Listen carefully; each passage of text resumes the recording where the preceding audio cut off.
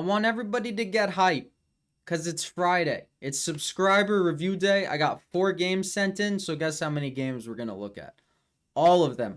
We got a beautiful King's Gambit. We got a beautiful Najdorf. We got a 600 that played like a master. We got brilliances in nearly all the games. I quite enjoyed looking at all these games, so thank you for sending them in. Send in yours for next Friday. We're going to get to it. We got new shades, same hat, same different day. And let's get into it. It's a good day to look at chess. It's always a good day to look at chess, arguably. So we're starting with the King's Gambit game. This was played by my sub Fioto versus Egmaz, one of the two. We get a King's Gambit, as you guys know, my favorite opening in chess. We're going to call it the DOGE Gambit today because it's efficient. It's peak efficiency. It's decentralizing the center. It's decentralizing overreach of power. I mean, how is that not an 80-20 issue? It's got to be an 80-20 issue. You like it, you don't, you should. We get an accepted. We get knight f3 and d6, the Fischer defense. Remember, we made many videos on this. Fischer locked himself in his room, stared at the ceiling for a month, said I refuted the King's Gambit after Spassky spanked him using it in a game, and we got the Fischer Gambit. That's the history of it. All right, you control the center. Personally, I go bishop c4. Just because if they go personally, because if they go g5, you go h4, and it's a better Algier Gambit. It's an Algier Gambit without the Gambit. But d4 is also a move. Controls the center. How could that be bad, right? Boom. My question is, what do you do against g5? As long as you have a theoretical line against that, you're golden. I know g3 is a wacky one, but it's the Fischer defense. Let's get into it. All right, we got bishop e7. One thing I want to show against bishop e7 is look at this line. Look at this line. Bishop e7, if they do it this way, you go g3, takes, castles, takes, king h1. You lose all your pawns. You give them an umbrella pawn, and then you just checkmate them. It's just what you do. You're feeling like checkmating them, you checkmate them. So that's a cool line, but over here we get a little bit of a mix of the Fischer defense and whatever that opening is called. We get knight f6, all right, development, knight c3. Look at this. This is like the King's Gambit gone right. You get the open f file, you get full control of the center, all your pieces are out. Are you going to go queen side, king side? You got options. You got options.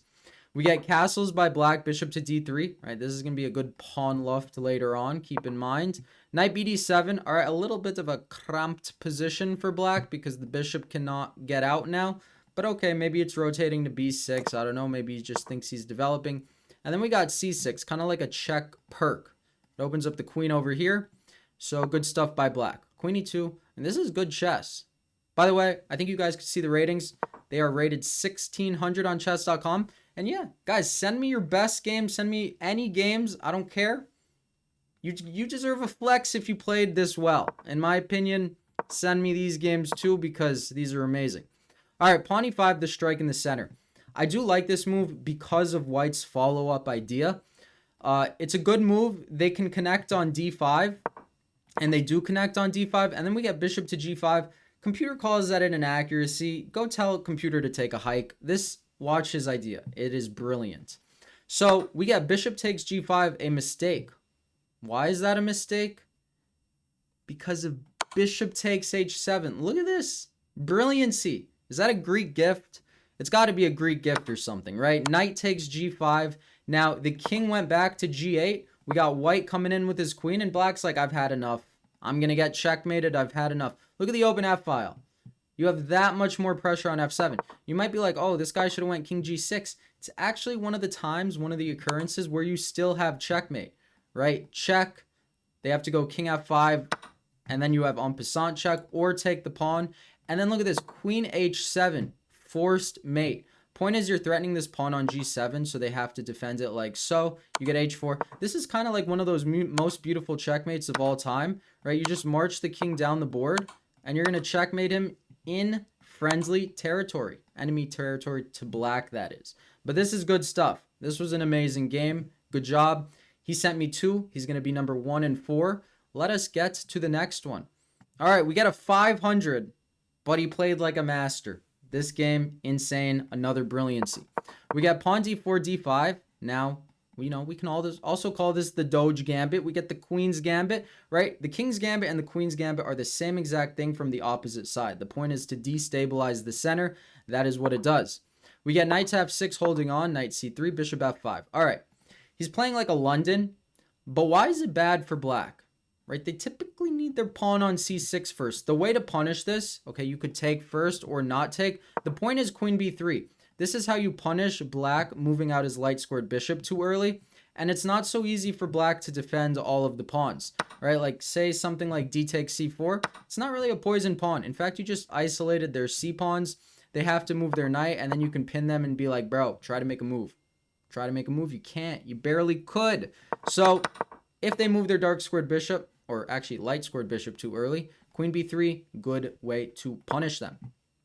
All right, we got bishop to f5, bishop to g5, fine by me. And here black should go knight e4. You know what he does instead? He invites the pin. Right? Why invite the pin? Now your knight can't move. You know, it's tied down to the queen. It's not great. It's not great. I don't know what randomly made me think of this. Probably because I posted a short recently, and I don't really look at shorts. I don't watch chess people, except for Daniel Naroditsky sometimes, because that guy's just a beast. That guy just loves chess, and he's not brain rot. Like, he's actually trying to teach you. I have a lot of respect for that. But I stumbled across a short, I guess because my algorithm is all chess, because all I do is chess. And you know those women chess influencers, or professional chess players, as they call themselves, or as, you know, yeah, they call themselves. Pretty crazy. One day, well, anyways, it was like a short, and it was like, if this person wins, I'll give them my number. Like, these women need to get humbled. Nobody wants your number. Well, apparently people do want their number. But one day, I hope to play all of these female professional chess players in a simul. Beat them all because I would, because I can, because I will. And then be like, I don't want any of your numbers. You know? That'd be nice. That's what I would do. Don't fall for their tricks. It's so off. It's so, yeah. You know? It's just gross, in my opinion.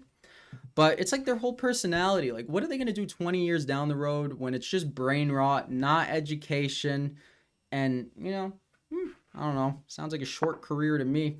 Knight to f3, developing the other knight. All right, beautiful stuff. Are you still with me? h6, kicking out the bishop. Why is this very good for white? Well, you see, if you take, they actually have to take with the g-pawn. And he did take. So very good. They have to take with the g-pawn, because if they take with the queen, they lose a central pawn on d5, and then you destabilize their their center, and you didn't even give up a pawn. So it's like you got everything without even giving up a piece. They took with the queen rather than the pawn, because nobody likes doubled pawns, and then e3. So again, you should take and get a free pawn. e3, like if they didn't blunder, e3 is a beautiful move. Right? They take, you take with the bishop, but they did blunder, so you can capitalize on it. But other than that, e3, good development move. Again, the same blunder holds, but we got bishop to d3, takes, castles queenside. I mean, this is crazy. Look at this. This could be a grandmaster position. Like, yes, some things were missed, but this could be a GM position. We are on move 9, and this could be a GM position, and this is amongst a 500 and a 600. So, you know, chess, people are good at chess. Y'all are good at chess. We get castles, kingside, pawn g5, right? A pawn, look at that, g5, and it's the best move. Good stuff. So we got knight to e5. All right, you should poke and prod on the queen side, get some active counterplay. Knight e5 just loses a pawn, but you still have some counterplay. Then we get knight b5. So it was just a little bit of a move order thing. Now here, black should really go king b8 and then get this knight out of here. Also get off the potential pin or attack on the c-file. He takes the poison pawn. Very rarely do you want to take pawns like this. Even though at the beginning of the game I said you could take on b7, and that's typically the equal but opposite poison pawn. It wasn't poisonous. It was just a pawn. This is poisonous because you have the open b and c file, and guess where his king is? He's on those files. Now look at how well WSket2 played this. Wisket. Is that Wisket or WSket? Esket. We get knight to a7 check, and then find the move here. I mean, knight c6. Are you kidding me? This is good stuff. The point is, it's a fork. After they take, you pin them, and you just win the queen. Now here, you should take with the rook, right? Activate all your pieces. He took with the queen, but I'm not even going to chastise it because you found queen f5 check, and then you moved your other rook over, and he's pinned. So this is amazing. Now we got bishop g7, pawn a3. All right, you know, pawn a4, maybe you'll promote one move faster. Like the king is completely cut off. Black's like, I got to get out of the pin. I got to get my other rook over to the a file. White's like, no, you're not doing that. I'm winning that other rook. We're trading. And then it just becomes a pawn race. And then black just gives up his pawn that's one away from promoting. And then stops the other pawn from promoting. So, okay, queen c5, sure. Maybe queen takes c7, but sure, queen c5. All right, and queen takes c7. Very nice. Now, one way to never lose this is just to take and make a queen. Like, you're never going to lose that. But he played a better move than I would have played. He played queen c8, pinning the rook to the king. Now you got two queens. Surely white is going to win this game. Right? Now you could just go queen e4, for example. They block the check, and you just take, and they're pinned, and you win. But, okay, what do we get? We get queen c6 check. Very nice. Very good. Okay. Free bishop. Don't mind. And how do you checkmate black here? There's many, but the checkmate in one, queen c to f6, that is just checkmate. That is a queen battery. Not a bishop and a queen and a queen. Queen squared. Instead, we get queen a1. Black promotes and back ranks white. Magnus fell into it, so don't be too hard on yourself. That was a beautiful game. That was honestly a very beautiful game. So now we are up to game number 3. We got Sicilian Defense 95 playing Spinai 1913. That guy's pretty old. That guy's like 112. Wow. All right, we got e4, d6, d4.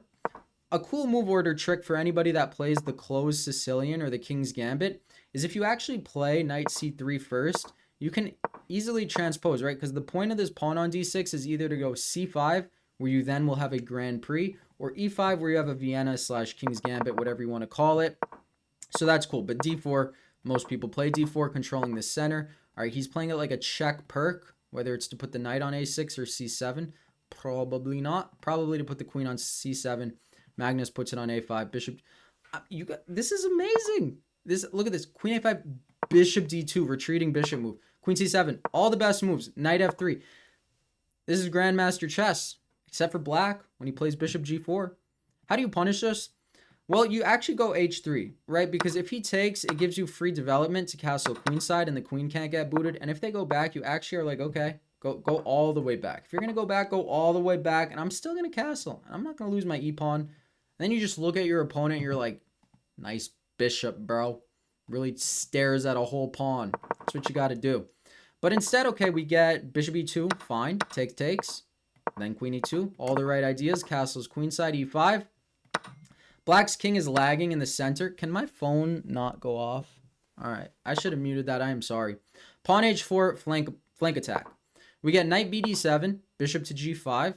Computer says inaccuracy. We say, computer, you're in inaccuracy. Why were you ever created? You got to be extra mean to the computer. But we got bishop to g5, h6, and bishop back t3. Look at all this. Bishop has moved back and forth, and it's weakening. It's doing everything it needs to do. Booted the queen. That's a lot of bishop moves. Backwards bishop moves, amazing. And then h5 just gives you the post for the rest of the game, so that wasn't great by black. We got g4, sure, fine by me. You get a nice flank pawn. Where is this king going to go? Is he going to castle into a pin? It is. He's going to castle into a pin. Really? Now look at how you punish this move. You punish this move by moving the dark squared bishop yet again. The point is, either they move their rook, and actually if they move their rook, you rook lift, and you double up on the knight. And if they move their pawn, you move the bishop yet again, and you've damaged their structure, made their bishop even weaker. That already bad bishop is even weaker, and that's good stuff. But okay, we get rook d3. He's doubling up this way. Why is this not the greatest? Well, because knight f6, and you're going to end up trading and allow his knight into the game. Why did I go so fast, right? Bishop h6, queen h6. Are you kidding me? Look at this. Look at this. Queen takes h6, sacrificing the queen. Taking the rook on d8. And I got news for this queen. This queen is just lost, right? You're just going to pin it. You might be like, come on. He's just going to move his king. No, that's just a trapped queen. That's just a trapped queen. I wonder how far white saw into this, but that's very good coordination. Black's like, all right, just take my queen. You're mean. And then they do say blunders come in pairs, and that they do. Free rook. Did black resign? All right, he took a pawn and then resigned. Good guy. Check defense. Check. We're going to call it the Doge defense too, right? Good efficiency. Now we got one more game. We got Fiodo again, 1600 versus Puyen, 45. And we got a Sicilian defense. Now, Fiodo is booked up. He's like, I'm so booked up, I'm going to play the Najdorf. That's good. It's amazing to me that you guys are playing this well. This theoretical is very cool. Pawn to b5. The bishop slides back, all right? This could be a grandmaster. In fact, let me look at the Explorer. This is grandmaster games. This is theory. And we're on move 10. So respect to you guys. And black wins more than white. So you chose a good line, good sir. All right, f3, right? Clamping down on the bishop's diagonal. Both sides playing very well. Black arguably playing better by white than white. We get h3, knight b6. All right. What should white do?